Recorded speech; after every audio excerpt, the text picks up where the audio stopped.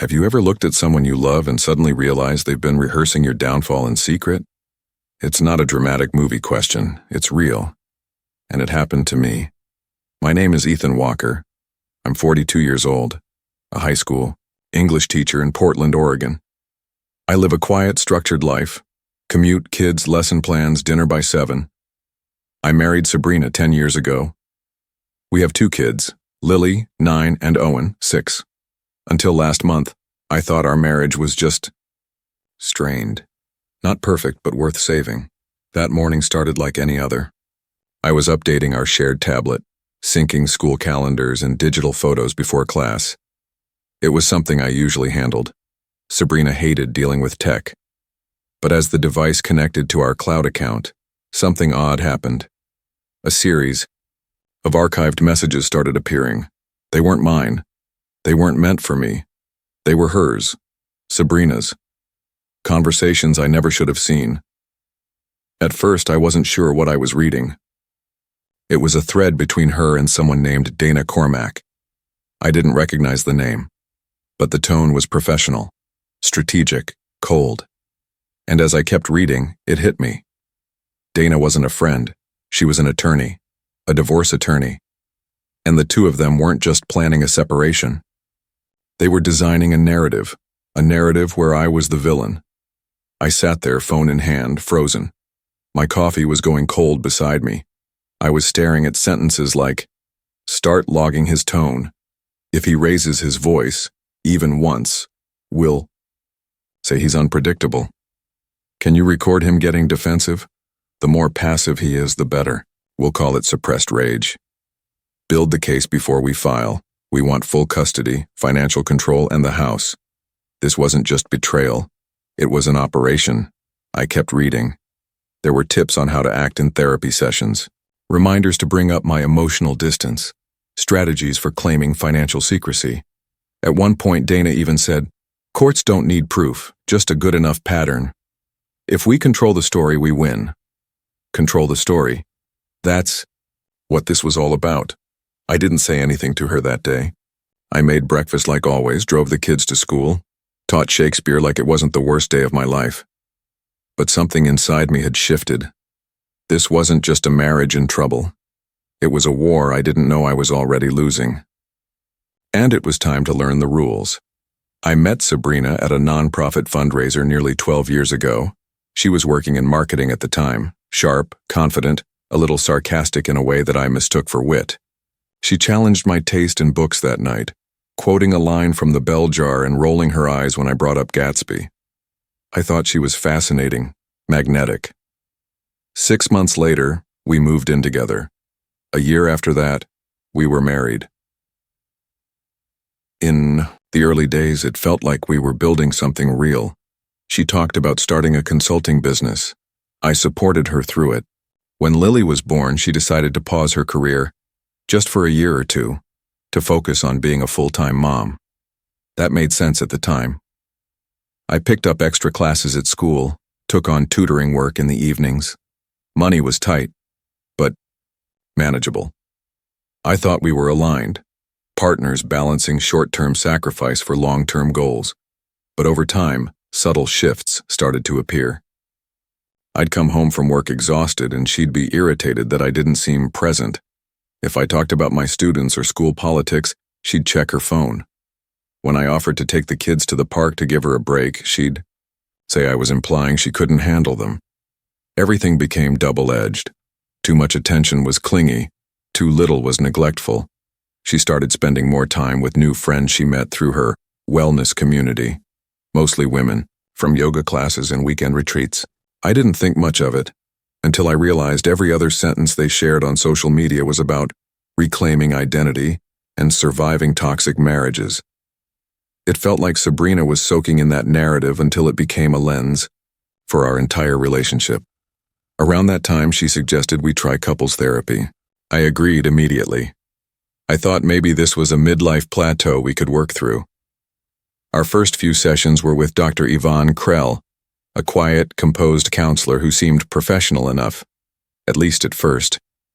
But by the 3rd session, something felt off. Sabrina would arrive with bullet points. She recited our arguments from memory like she was reading deposition notes. She'd say things like, "Ethan always minimizes my feelings," or, "He has a controlling way of managing the household budget." At first, I just sat there in disbelief. I've never once told her what to do with money. She hated dealing with bills, so I handled them. She wanted autonomy with the kids, so I stepped back. But every time I explained my side calmly, Dr. Krell would furrow her brow as if I were trying to outmaneuver her. The sessions started to feel less like therapy and more like interrogation, with me as the accused. Still, I kept showing up. I thought if I could just show I was open and fair, we could make progress. But every conversation became evidence. She'd interrupt, then later say, I'd talk over her. She'd accuse me of checking out, then complain I was emotionally intense when I engaged.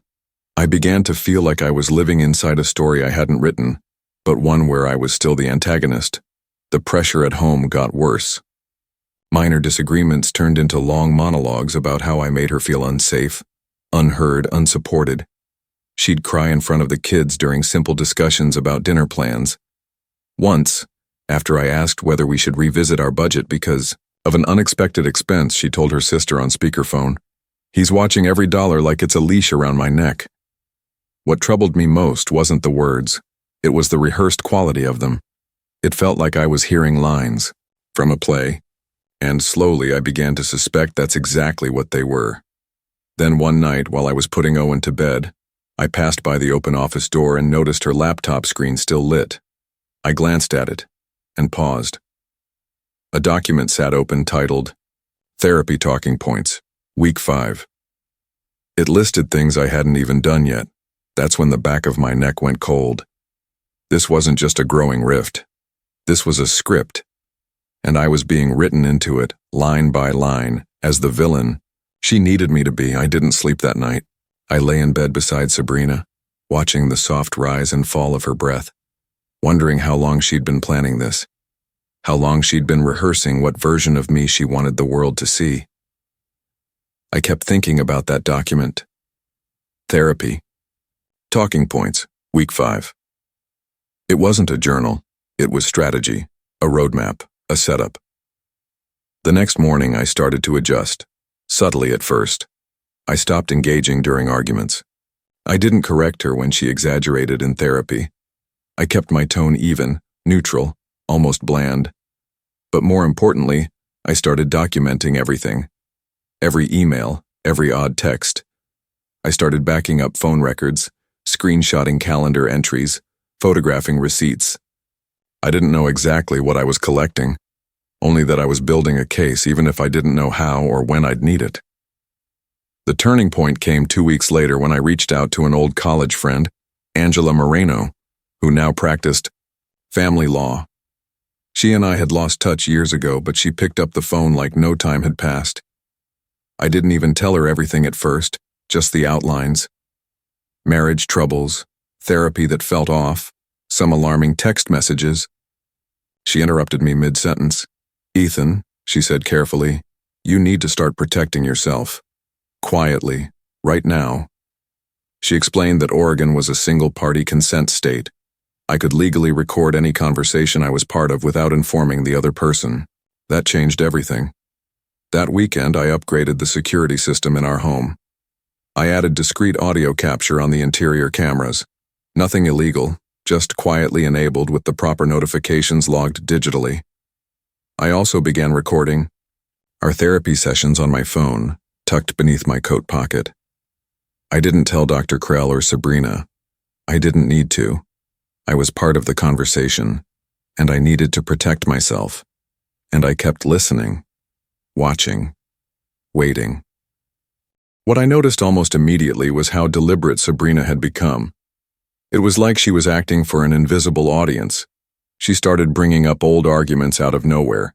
She would ask strange, baited questions like, "Do you even think you're a good father?"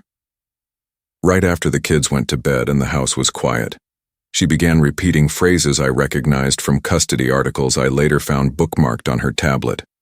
Emotional volatility, financial gatekeeping, passive coercion. Then came the night she left a prescription bottle in my nightstand. It was an antidepressant I didn't take, one I knew she'd been prescribed the year before and had stopped using. She said nothing, just placed it there, subtly, as if daring me to say something about it. I didn't touch it, but I photographed it, documented the date and time, even recorded our brief conversation that followed when she tried to hint that, "You seem more withdrawn lately. Have you thought about treatment?" It wasn't just manipulation anymore. It was fabrication. She was laying the groundwork for a future claim that I was mentally unstable, possibly medicated, potentially dangerous. My focus sharpened. I started mirroring her tactics in reverse. When she accused me of being controlling with finances, I printed out the monthly budgets we'd built together and highlighted her entries. When she tried to provoke me with passive jabs, I responded calmly and flatly, always while recording. I didn't retreat emotionally, but I stopped giving her material. No raised voice, no frustration, just data. And I kept seeing signs that she was getting frustrated by my lack of reaction. She'd initiate arguments at strange times, often when her phone was nearby, angled screen down on the table. She began pressing me on personal topics in front of the kids, trying to catch me off guard. But the more she tried to provoke, the calmer I became, and every second of it was backed up in storage. 3 weeks into this new phase, I discovered something else, something that chilled me more than anything I'd seen up to that point. While searching through old shared documents in our cloud storage, I found an exported WhatsApp chat backup she hadn't properly deleted. It was between her and a contact saved as D. Cormack, Dana Cormack, the lawyer, the same name I'd seen in that original tablet sync. But this wasn't just legal strategy. It was a playbook. Dana had been coaching her for months on how to present as the concerned spouse while documenting disturbing patterns in my behavior. One line stood out like it was written in fire. Record everything, especially when he's confused. It makes the emotional detachment claim stronger. If he's flat, he looks cold. If he gets upset, he looks volatile. Either way, it's a win. It wasn't therapy. It wasn't a cry for help. It was entrapment dressed in self-help language. They weren't just trying to leave me. They were trying to bury me. That night, I sat alone in my office and listened to the last 4 sessions. I had recorded the tone, the traps, the pattern. It was all there. And for the first time, I stopped trying to salvage the marriage. I stopped hoping this was just a phase, or a misunderstanding, or some misdirected cry for emotional support. No. This was war, and I was done being the unaware target. I was going to play this out differently, quietly, legally, and meticulously. Because if Sabrina wanted a story to tell the court, I was going to make sure I had the ending. From that moment on, everything I did served a dual purpose: live my life and build my case. But even with the recordings, the logs, and the paper trail, I hadn't yet understood how far Sabrina was willing to go. Not until she crossed a line I didn't even know existed. It began subtly, as most things with her did. She started accusing me of creating a hostile environment in front of the kids.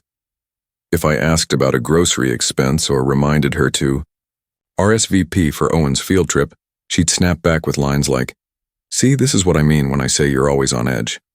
Only she said it just loud enough for Lily to overhear. Then, one rainy Thursday morning, everything changed. I was teaching a class on Steinbeck when I received a voicemail from an unknown number. It was from a social worker with Child Protective Services. Someone had filed an anonymous concern about our household. The report claimed that I had displayed emotional instability in front of the children and had been increasingly erratic since beginning antidepressant treatment. She said it wasn't an emergency case, but that a home check would be conducted within the next 48 hours. I knew immediately who had made the report. Sabrina had planted the pills for a reason, and now she was activating that part of her plan. That night, I acted like nothing had changed. I made spaghetti for the kids, helped Lily finish her diorama, watched half an episode of a cooking show with Sabrina before bed. But the quiet hum of rage in my chest was louder than anything. on the screen. She was manufacturing evidence to take away our children. And worse, she was willing to weaponize institutions designed to protect families. When the social worker arrived 2 days later, I was ready.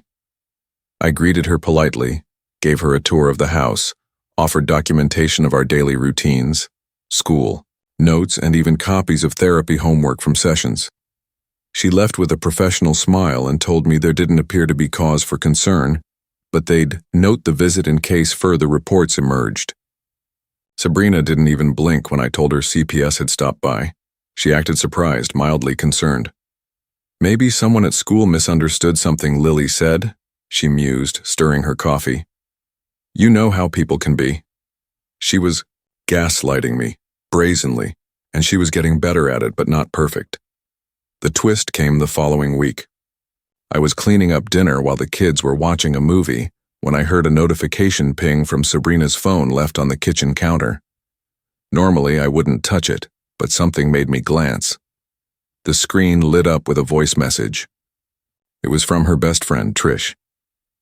I tapped play. Trish's voice came through, half whispering, half laughing. Okay, so when the therapist asks again about his tone, just do what Dana said. Say he gets quiet and intense, like you're scared to even bring up small things. Doesn't matter if it's true, you just have to sound believable. That's all they care about. I stood still. My pulse was in my ears.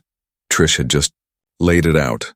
The coaching, the fabrication, the manipulation. And she'd sent it as a voice note. Evidence in her own words. I forwarded it to myself instantly, then backed it up twice. I had them. Finally. What followed was a flurry of verification. I cross-referenced Trish's number, confirmed her relationship with Dana through mutual LinkedIn connections, and built a communication map between the three of them. With each thread I pulled, the pattern became clearer. This wasn't a hurt woman seeking justice. This was a coordinated operation to control the outcome of a custody case, at any cost. I started cataloging not just what they said, but when they said it. The therapy session notes aligned almost exactly with their voice messages and texts. A suggestion from Dana on a Wednesday. Sabrina would raise the exact talking point on Thursday with Dr. Krell, and if it didn't stick, Trish would offer adjustments the following weekend. It wasn't random. It was rehearsed. I played it cool at home. Sabrina must have thought she still had control of the narrative. She was calm, confident, even affectionate, but it felt forced. Like someone performing an act they didn't realize the audience had already seen from backstage, and I kept recording. Because now I wasn't just protecting myself, I was preparing to turn the entire story upside down. Sabrina didn't know it yet, but her version of me, the passive, reactive man she thought she was controlling, was about to disappear. The real me was coming, and I was bringing every lie, every trap, and every whispered strategy into the light. The next morning, I called Angela. I didn't tell her everything over the phone. Just enough to hear her pause mid-sentence and say, "Meet me today." We sat in her office for over 2 hours. I laid out everything: recordings, emails, voice messages, screenshots, and the voice note from Trish that broke the whole thing open. Angela listened without interruption, her face unreadable, nodding occasionally but saying very little. When I finished, she leaned back in her chair and said quietly, "Ethan, this is one of the most coordinated pre-divorce manipulations I've ever seen, but you've done exactly what most people don't, documented it calmly and completely. We're not just going to defend you, we're going to go on offense." And so we did. Angela's first move was aggressive but necessary. We filed for divorce, quietly but deliberately, 2 weeks before Sabrina was likely to make her move. Angela predicted that Dana and Sabrina were waiting for a certain milestone. Owen's birthday. The timing would make me look insensitive if I filed afterward, and she could weaponize the emotional fallout. Filing first would flip that leverage on its head. We didn't just file. We included a motion for an emergency custody review and attached preliminary evidence suggesting deliberate manipulation of therapeutic and legal processes. We also listed potential witnesses, including Dr. Krell, Trish, and, if needed, Dana herself. Angela's language was measured but precise. This case may involve attempts to manufacture instability through premeditated psychological manipulation and third-party coaching. We request the court's awareness of this dynamic prior to custody evaluation. Sabrina never saw it coming. She was out of town at a women's retreat in Bend when the server delivered the papers. According to a mutual acquaintance who saw her that afternoon, she looked like someone had knocked the wind out of her. That night she called me 3 times. I didn't answer. I was advised not to engage unless it was about the kids. Her texts started out confused, then defensive, then outright furious. Back home she was different. Less performative, more guarded. But within 2 days she reverted to the pattern, picking fights in the kitchen, raising old wounds in front of Lily, trying to provoke some flash of anger. Only now I was fully detached. Her words bounced off me like dull arrows. I answered every question with clarity, every accusation with documentation. Then something unexpected happened. One evening, while I was helping Owen set up his school presentation, he accidentally recorded our conversation on his tablet. It was purely by chance. He'd been playing with the voice memo app earlier. But the file he captured included a full 5-minute exchange where Sabrina walked into the room, criticized my parenting, accused me of making our son anxious, then pivoted to mock my tone when I stayed calm. I only discovered the recording when I was checking his homework later that night. It was unfiltered, raw. The perfect example of the emotional setup she had been engineering, this time caught unintentionally by a child's hand. Angela included it immediately in our next filing update. Sabrina, likely sensing the walls closing in, moved quickly. Dana filed a formal custody claim that painted me as emotionally distant, mentally volatile, and unreceptive to co-parenting. They cited 2 therapy sessions and hinted at medication inconsistencies. But they didn't know how much I'd already preempted. The court had our full motion, the cross-referenced evidence, and a clear timeline that undercut every part of their claim. Then, another twist. Angela's firm received a call from a junior associate in Dana's office, unofficial, off the record. She asked if we'd be willing to mediate quietly. The message was clear. They were nervous. That meant it was working, but Angela said no. Mediation was for misunderstandings. This was deliberate. We kept the pressure steady. Angela filed subpoenas for the therapy notes from Dr. Krell, voice authentication for the Trish message, and a deposition request for Dana. At the same time, we pushed forward with a full custody evaluation, knowing it would open every door Sabrina had tried to keep closed. The next weekend, Sabrina made her last desperate move. She texted me in the middle of the night. "We need to talk. Not like this. Please." I didn't respond, because now the story wasn't hers anymore. She had spent months scripting a version of me that fit her plan. A distant father, a volatile man, someone easy to discard and discredit. But she hadn't counted on me learning the script, or rewriting it. She hadn't expected me to flip the scene, file first, prepare first, expose first. She hadn't expected me to treat every conversation, every whisper, every forced smile like data. And most of all, she hadn't expected the quiet man to become the architect of her unraveling. Now the hearing date was set. The courtroom was next. And I was walking into it with nothing but truth, and a hard drive full of it. The courtroom smelled like paper and nerves. It was the kind of morning where the sky feels too bright, too clean, as if it hasn't heard what's about to happen. I sat beside Angela, our case files stacked in front of us like a wall between truth and fiction. Sabrina walked in wearing a gray blazer, her expression carefully neutral, chin high. Dana followed, adjusting her suit jacket and scanning the room as if assessing the odds in a poker game. They both looked calm, but not relaxed. It was the look of people who expected control, only to feel it slipping. The judge, Honorable Marla Hensley, took the bench just after 9 a.m. She was known for her no-nonsense demeanor, and I knew from Angela that she'd seen her share of messy custody cases. But this wasn't just messy. It was rehearsed, orchestrated. Our job was to show her. The Dana began with what I assume was their strongest angle. concerned mother seeking to protect her children from a deteriorating domestic environment. She was polished, using careful language, presenting Sabrina as measured, even generous. She referenced therapy notes, claimed emotional unpredictability, alluded to questionable medication use without making direct accusations. It was classic courtroom theater. Imply but don't accuse until the damage is already done. Then it was Angela's turn. She stood slowly, almost casually, and began by acknowledging the seriousness of custody decisions. Her tone was calm, professional. Then she started playing clips, not from me, but from Sabrina. The courtroom speakers filled with the sound of Sabrina's voice from one of our therapy sessions. "You always make me feel like I'm wrong for having emotions." My voice flat and calm. "I'm trying to understand what you're asking me to do differently." Angela paused, then queued up the voice note from Trish. "Just say he gets quiet and intense. That's what Dana said. Doesn't matter if it's true, just sound believable." The room shifted. The air tightened. Judge Hensley leaned forward slightly. Dana's pen stopped moving. Angela didn't gloat. She kept her rhythm steady as she introduced each clip. Sabrina baiting me with accusations, then growing irritated when I didn't respond emotionally. Conversations where I tried to clarify budgeting concerns, only for Sabrina to accuse me of financial control.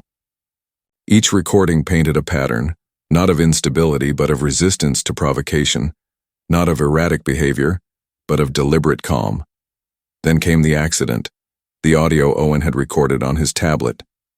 The court heard Sabrina's tone shift, from mockery to accusation, all while I quietly de-escalated. Angela didn't say a word while it played. She let the evidence speak. Dana tried to push back, claimed the recordings lacked context, that therapy sessions could be interpreted in many ways, that a frustrated mother is not the same as a manipulator. But the problem was, the context was in the recordings. There was no yelling, no threats, no erratic behavior, just quiet attempts to reason with someone clearly orchestrating a campaign. Then Angela introduced the document we'd found in Sabrina's cloud account, the therapy talking points, week 5. She passed printed copies to the judge and opposing counsel. You could hear pages turn. Sabrina's face went pale. Dana tried to recover, but Judge Hensley raised a hand. "Ms. Cormack, are you suggesting your client did not prepare these documents?" Dana hesitated. "Your Honor, we don't contest the document's existence, only its interpretation." Angela countered. "We interpret it as what it is, a pre-written narrative designed to manipulate a therapeutic process and create a false impression for the court." Then came the final reveal. Angela presented a timeline cross-referencing Dana's emails with Trish, the therapy talking points, and the actual sessions. It showed an unmistakable pattern: suggestion, rehearsal, execution. What they called emotional abuse was revealed as coached performance. What they framed as concern with strategy. Judge Hensley asked for a short recess. When court resumed, the tone had changed. Dana was quieter. Sabrina stared straight ahead, hands folded too tightly in her lap. Judge Hensley spoke clearly, her voice steady. "This court takes allegations of abuse extremely seriously, but it also takes manipulation of those systems just as seriously. What I've seen today is not a case of protecting children. It is a case of attempting to preemptively discredit a father through rehearsed tactics and misleading documentation."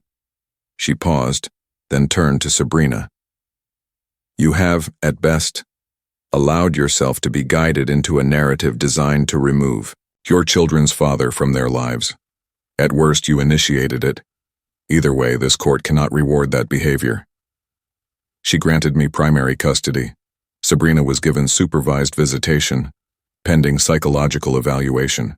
The court ordered a full review of all therapy sessions submitted as evidence, including a request to interview Dr. Krell under oath. And with that, it was done. Sabrina looked like someone who had just realized she had read the wrong script. And, for the first time in months, I walked out of that room not wondering what would happen next, because I had already written the ending. The drive home from the courthouse was strangely quiet. I thought I'd feel triumphant. I thought I'd be fist-pumping the steering wheel, blasting music, texting friends, calling family to say, "We did it." But instead, I just drove in silence, both hands on the wheel, headlights cutting through the early evening haze. The truth is, I didn't feel victorious. I felt empty. Not because the outcome wasn't right, it absolutely was. Judge Hensley saw through everything, from the coaching to the planted pills to the courtroom theater. She cut through the smoke and handed down a decision based on facts, not emotion. I had primary custody of Lily and Owen. Sabrina was granted supervised visitation twice a week, pending a full psychological evaluation. The legal system had, for once, worked the way it was supposed to. But as I pulled into the driveway, the reality settled in. My kids were inside. Their lives had changed forever, and they didn't even fully know it yet. They were still just kids, spelling tests and soccer practice and cartoons. And somehow I had to help them make sense of what had happened without poisoning their perception of their mother. That night, I read to them like always. Owen curled up next to me with his dragon book, and Lily asked to practice piano after dinner. We did normal things, familiar things. But I saw it in their eyes, the awareness that something was different. Lily, ever perceptive, finally asked, "Is Mom mad at us?" I knelt down and looked her straight in the eye. "No, sweetheart, your mom loves you. Sometimes grown-ups forget how to show love in the right ways. But this isn't your fault. None of it." She nodded slowly, but her silence lingered. In the days that followed, Sabrina became a shadow of the person I once knew. Her lawyer was gone.